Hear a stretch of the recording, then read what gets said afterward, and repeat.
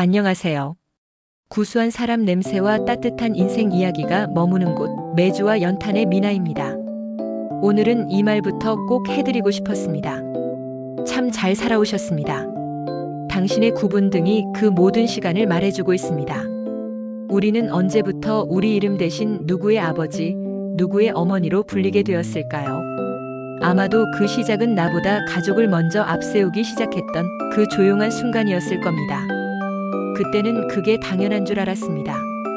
아침이 오면 일어나야 했고, 몸이 아파도 나가야 했고, 힘들다는 말 대신 괜찮다는 말을 먼저 배웠던 시절이었습니다. 그때 어머니의 손을 기억하시나요? 겨울이면 손등이 터서 피가 맺히기도 했지만 어머니는 그 손으로 찬물에 빨래를 비비며 자식들의 옷가지에 밴 땀 냄새를 씻어내셨습니다.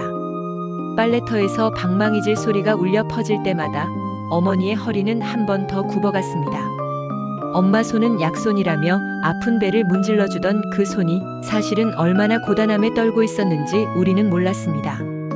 그 손가락 마디마디 굵어진 뼈마디는 가족을 위해 험한 세상을 온몸으로 밀어내며 살아온 투쟁의 기록이었습니다. 부엌에서 하루가 시작되던 날들, 새벽 공기가 아직 차가운데도 아무 말 없이 불부터 지피던 어머니의 뒷모습. 그 구분등은 누군가에게 기대기 위함이 아니라 가족을 세우기 위해 조금씩 숙여진 것이었습니다. 연탄을 갈던 새벽을 기억하시나요? 까만 연탄가루가 손에 묻어도 툭툭 털어내고 다시 집게를 잡던 손. 그 손으로도 아이들 머리는 조심스럽게 쓰다듬었습니다. 그땐 그게 사랑인 줄도 몰랐습니다. 그저 해야 하는 일이라 생각했을 뿐입니다. 그 시절 집 안에는 늘 연탄 냄새가 배어 있었습니다. 부엌 바닥 구석구석에 남아있던 까만 가루, 아궁이 앞에 쌓이던 연탄재, 연탄을 갈 때마다 허리를 숙여 조심스럽게 들어올리던 아버지의 몸짓, 혹시 불씨가 튈까 아이들을 방으로 들여보내던 어머니의 눈빛. 연탄은 늘 무거웠지만 그 무게를 투정 삼아 말하지는 않았습니다. 겨울을 나는 방법이었고 가족을 따뜻하게 지키는 유일한 수단이었기 때문입니다. 아버지의 뒷모습은 유독 퇴근길에 더 작아 보였습니다. 굽이 다 닳아버린 낡은 구두를 끌며 골목 어귀를 들어서던 그 어깨 위에는 상사의 꾸중보다 무거운 자식들의 학비가 놓여 있었습니다. 가끔 월급날이면 노란 봉투에 담긴 통닭 한 마리를 들고 오시며 쑥스럽게 웃으시던 그 미소 뒤에 아버지는 얼마나 많은 한숨을 삼키셨을까요? 식탁 앞에서는 늘 난 배부르다, 너희 많이 먹어라 하시며 물만 들이켜시던 그 침묵은 당신의 배고픔보다 자식의 허기를 먼저 채우고 싶었던 가장 위대한 거짓말이었습니다. 그때 우리는 몰랐습니다. 그 연탄 한 장 한 장이 부모님의 허리를 조금씩 더 굽게 만들고 있다는 사실을요. 부모님의 등은 어느 날 갑자기 굽어지지 않았습니다. 하루하루 아주 조금씩 굽어졌습니다.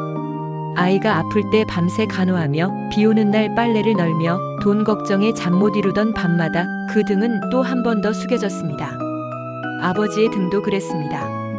말없이 문을 열고 들어와 한숨 섞인 숨을 내쉬던 저녁, 식탁 앞에서는 늘 말수가 적었지만 그 등 뒤에는 수많은 하루가 겹겹이 쌓여 있었습니다. 밖에서 무슨 일이 있었는지 묻지 않아도 등이 먼저 말해주곤 했습니다. 식탁 앞에서 아버지는 늘 고개만 끄덕이셨죠. 밥을 먹으면서도 시선은 어딘가 멀리 있었고 우리는 그 침묵이 피곤이 아니라 책임이었다는 걸 한참 뒤에야 알게 됩니다. 그 시절 우리는 힘들다고 말하는 법을 배우지 못했습니다. 참아야 한다고 배웠고 버텨야 한다고 들었고 나보다 다른 사람이 먼저라고 스스로를 뒤로 미루는 법을 아주 자연스럽게 몸에 익혔습니다. 그래서 서러움은 혼자 삼켰고 눈물은 혼자서만 흘렸습니다. 그래서인지 지금 거울 앞에서 낯선 얼굴을 마주할 때도 있습니다. 언제 이렇게 주름이 깊어졌는지, 언제 어깨가, 언제 등이 조금씩 굽어졌는지 문득 서글퍼질 때도 있으실 겁니다. 하지만 여러분, 그 굽은 등은 부끄러운 것이 아닙니다.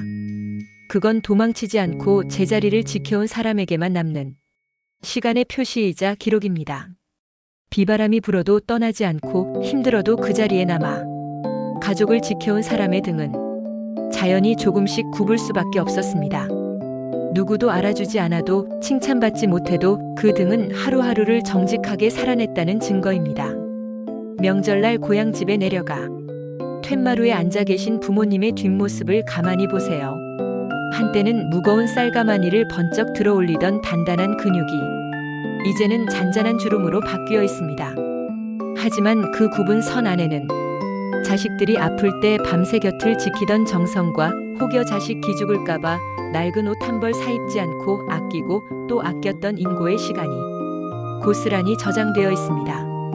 지금 눈을 감고 그때의 골목길을 떠올려 보세요. 집집마다 굴뚝에서 피어오르던 매캐한 연탄 연기해. 진력이면 골목 가득 울려 퍼지던 누구야 밥 먹어라 하는 어머니들의 목소리. 그땐 참 가난했고 부족한 게 많았지만 아랫목에 모여 앉아 서로의 발을 포개며 나누던 온기만큼은 세상 무엇보다 뜨거웠습니다. 연탄불이 꺼질까봐 새벽잠을 설치며 아궁이를 살피던 그 정성이 오늘날 우리를 이만큼 단단하게 키워냈습니다. 부모님이 지켜낸 건 단지 따뜻한 방 한 칸이 아니라 우리 인생이 추위에 떨지 않도록 막아준 거대한 울타리였습니다. 메주를 아십니까? 갓 띄운 메주는 아직 향도 맛도 거칠지만 차가운 바람을 견디며 시간을 버티다 보면 어느새 깊고 구수한 맛을 냅니다. 부모님의 인생도 그와 같았습니다. 고난의 세월을 지나 이제는 말로 다 표현할 수 없는 진하고 깊은 인생의 향기를 내뿜고 계십니다. 그런데요, 우리가 부모님의 등을 떠올릴 때 늘 한 가지가 빠져 있습니다. 부모님도 처음부터 부모였던 게 아니라는 사실입니다. 어머니도 어느 날 갑자기 누구 엄마가 된 게 아니었습니다. 처음엔 그저 한 사람이었고 웃을 줄 알았고 예쁜 옷 입고 나가고 싶던 날도 있었고 친구들과 수다 떨며 웃고 싶던 날도 있었습니다. 아버지도 마찬가지였습니다. 누구 아빠가 되기 전엔 꿈이 있었고 하고 싶은 말이 있었고 세상 앞에서 멋있어지고 싶던 청년이었습니다. 그런데 그 이름들은 어느 순간부터 조용히 사라졌습니다. 가족이라는 이름이 앞에 붙고 책임이라는 단어가 뒤에 붙으면서 자기 이름은 점점 뒤로 밀렸습니다. 그렇게 부모님의 등은 자기 꿈을 지키는 등이 아니라 우리 꿈을 지켜주는 등이 되었습니다. 그래서 오늘은 한번 부모님의 등이 아닌 부모님의 얼굴도 떠올려 보셨으면 합니다. 바쁘다고 말없이 지나쳤던 표정, 피곤해도 웃으려던 입가, 괜찮다고 말하며 억지로 올리던 미소. 그 모든 표정들이 사실은 나도 힘들다라는 말을 삼킨 흔적이었을지도 모릅니다. 혹시 이런 기억 있으신가요? 부모님이 혼자 부엌에서 잠깐 멈춰서 있던 순간, 설거지 하다 말고 수세미를 쥔 채 가만히 서 있던 모습, 혹은 방 문틈으로 보이던 부모님의 뒷모습이 유난히 작아 보이던 순간, 그때 우리는 몰랐습니다. 그 멈춤이 게으름이 아니라 잠깐 버티기 위한 호흡이었다는 것을요. 그래서 이제는 부모님에게도 말해드리고 싶습니다. 이제는 괜찮다고, 이제는 조금 천천히 가도 된다고, 이제는 당신이 먼저 여도 된다고, 그리고 동시에 지금 이 영상을 듣는 당신에게도 같은 말을 해드리고 싶습니다. 당신도 어쩌면 누군가의 엄마, 누군가의 아빠, 누군가의 딸, 누군가의 아들로 살며 자기 이름을 잠시 접어둔 채 살아왔을지 모릅니다. 그렇다면 오늘만큼은 그 이름을 다시 꺼내보세요. 거창하지 않아도 괜찮습니다. 내가 좋아하는 차 한 잔, 내가 좋아하는 반찬 한 가지, 내가 보고 싶던 하늘 한 번. 그 작은 선택들이 나를 되찾는 첫걸음이 됩니다. 매주는 시간이 필요하고 연탄은 끝까지 타야 따뜻합니다. 우리가 살아온 시간도 그렇습니다. 지금 당장 눈에 띄는 결과가 없어 보여도 조용히 견뎌온 날들이 쌓여 어느 날엔가 깊은 맛과 온기가 됩니다. 그러니 오늘 밤 스스로에게 한 번 더 말해주세요. 참 잘 살아왔다고. 여기까지 온 것만으로도 대단하다고. 그리고 내일은 조금 더 나를 아껴도 된다고요. 오늘 당신의 이름을 다시 불러드리고 싶습니다. 누구 엄마가 아닌 영자 씨, 누구 아빠가 아닌 철수 씨. 당신의 청춘이 연탄재처럼 하얗게 타버린 것 같아 허무할 때도 있겠지만 그 재가 있었기에 세상은 더 따뜻해질 수 있었습니다. 당신이 태운 그 열정은 사라진 게 아니라 자식들의 삶 속에, 그리고 이 세상의 온기 속에 고스란히 남아 있습니다. 그러니 이제는 구분 등을 펴려 애쓰지 마시고 그 구부러진 선이 만들어낸 인생이라는 아름다운 길을 흐뭇하게 바라보셔도 좋습니다. 그런데 우리는 그 향기를 너무 늦게 알아차립니다. 부모님의 등이 눈에 띄게 굽어지고 나서야, 걸음이 느려지고 나서야, 그제서야 비로소 그 등을 바라보게 됩니다. 그리고 그때서야 마음 한켠이 아려옵니다. 왜 그땐 묻지 않았을까? 왜 그땐 고맙다는 말을 더 많이 하지 못했을까? 왜 그땐 그 등을 한 번 더 안아주지 못했을까? 그 시절엔 다 그러고 사는 줄 알았습니다. 남들도 다 그렇게 사니까 나만 힘든 게 아니라고 생각했습니다. 그래서 아픔을 삼켰고 서러움을 눌렀고 자신을 돌아볼 시간은 늘 뒤로 미뤘습니다. 하지만 이제는 말해도 괜찮습니다. 힘들었다고, 고생 많았다고, 당신의 인생이 결코 가볍지 않았다고, 누구의 부모이기 전에, 누구의 배우자이기 전에 당신은 당신 자신이었습니다.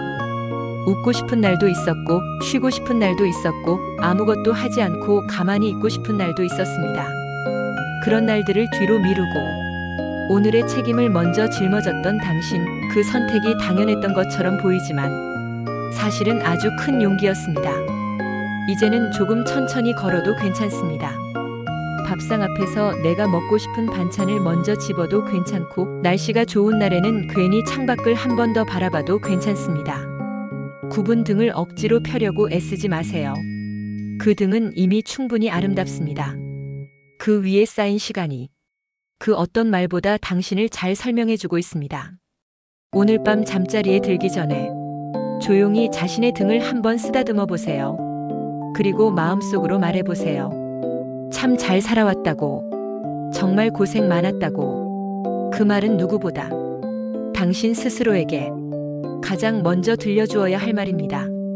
내일도 매주와 연타는 구수한 추억과 따뜻한 이야기 한 보따리 챙겨두고 이 자리에서 기다리겠습니다.